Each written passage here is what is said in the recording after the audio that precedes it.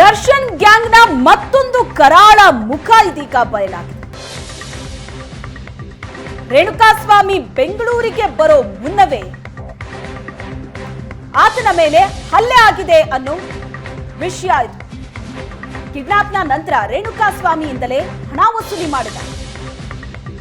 ಹಣ ವಸೂಲಿ ಮಾಡಿದ್ಯಾಕೆ?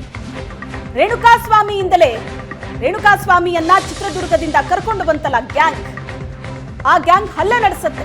ಬೆಂಗಳೂರು ರೀಚ್ ಆಗೋದಕ್ಕೂ ಮುಂಚೆನೆ ರೇಣುಕಾಸ್ವಾಮಿ ಮೇಲೆ ಹಲ್ಲೆ ನಡೆಸ್ತಾರೆ. ರೇಣುಕಾಸ್ವಾಮಿಯಿಂದ ಹಣವನ್ನ ಕಿತ್ಕೋತಾರೆ. ಆ ಹಣದಲ್ಲಿ ಮದ್ಯವನ್ನ ಖರೀದಿ ಮಾಡ್ತಾರೆ. ಮದ್ಯದ ನಶೆಯಲ್ಲಿ ಹಲ್ಲೆ ನಡೆಸ್ತಾರೆ.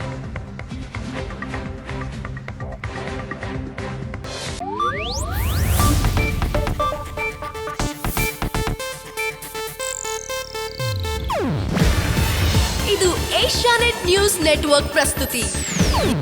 ನೀವು ನೋಡ್ತಿದ್ದೀರಾ ಏಷ್ಯಾನೆಟ್ ಸುವರ್ಣ ನ್ಯೂಸ್.